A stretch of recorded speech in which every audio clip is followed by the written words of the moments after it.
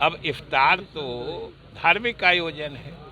धार्मिक आयोजन को सियासी नज़र से देखना, कि बिल का समर्थन विरोध इससे जोड़ना, आखिर ये क्या दर्शाता है? तो इस्लाम ही कहता है। तो इस्लाम को सियासी मकसद से कोई हड़प नहीं सकता है, ये सबसे बड़ा सवाल।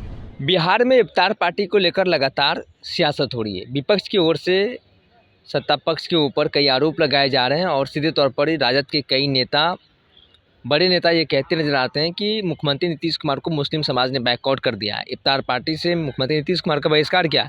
अब इसको लेकर मंत्री विजय चौधरी, जो कि जदयू के वरिष्ठ नेता हैं, नीतीश कुमार की बेहद करीबी, उन्होंने साफ तौर पर कहा कि विपक्ष जो है हताश है, अब उनके पास कोई मुद्दा है नहीं। तो इसको लेकर अनाप शनाप बोल रहे हैं। कितनी बड़ी जमात में वो लोग आए और मुख्यमंत्री आवास में इफ्तार पार्टी हुआ। इन तमाम विषयों को लेकर क्या कुछ कहते नजर आ रहे हैं मंत्री विजय चौधरी, पूरे बयान के साथ हम आपको छोड़ जाते हैं। हर तबके के, हर शोबे की, अल्पसंख्यकों की इसमें भागीदारी हुई। वह किसी के देखने लायक थी।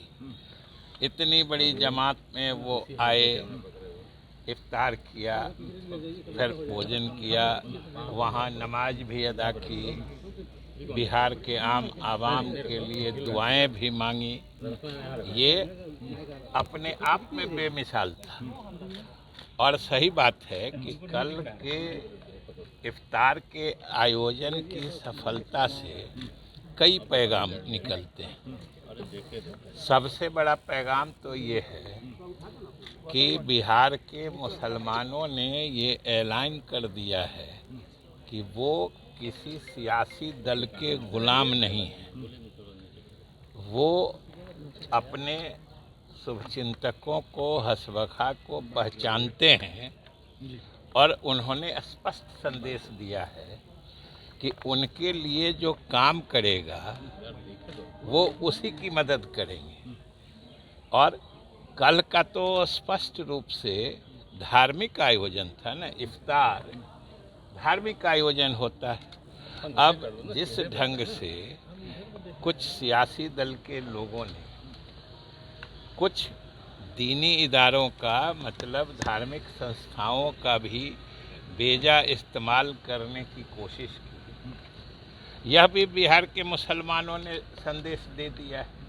उनका स्पष्ट पैगाम है कि दीनी इदारों को, धार्मिक संस्थाओं को सियासत में दखल देना उन्हें मंजूर नहीं है। क्योंकि दोनों दो चीज़ें हैं।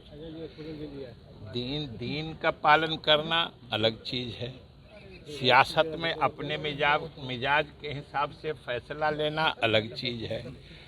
और अगर दीनी इदारों से संबंधित कोई भी आदमी सियासत से जुड़ी बातें करते हैं या सियासी अंदाज में कोई बात कहते हैं, तो बिहार के मुसलमान उसे मंजूर नहीं करेंगे।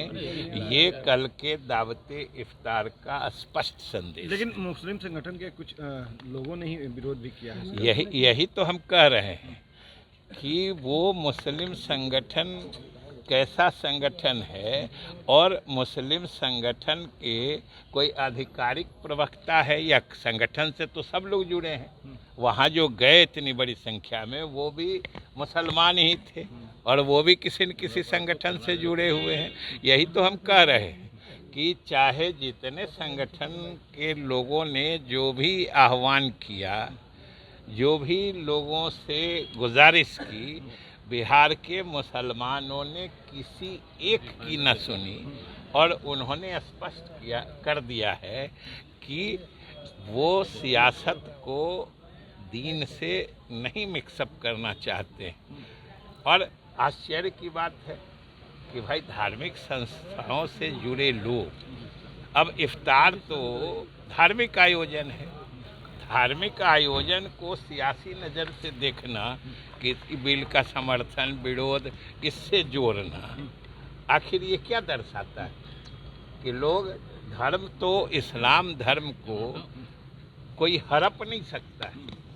इस्लाम धर्म अपने आप में ऐसा धर्म है जो दूसरों को नेकी की बात कहता है, धार्मिक इस्लाम के धर्म के हिसाब से चलने का मतलब होता है समाज में मिल्लत करो, भाईचारा करो, जो अच्छा काम करता है, जो तरक्की का काम करता है, जो इंसाफ पसंद आदमी। सवाल उठाए जा रहे हैं। अरे सवाल तो अब किस किस चीज़ पे उठाते हैं ये देख नहीं रहे हैं। ये तो हताशा है। मैंने कहा था ना कि ये जैसे डूबते लोग तिनका भी देख के बड़ा जोर से पकड़ने की कोशिश करते हैं।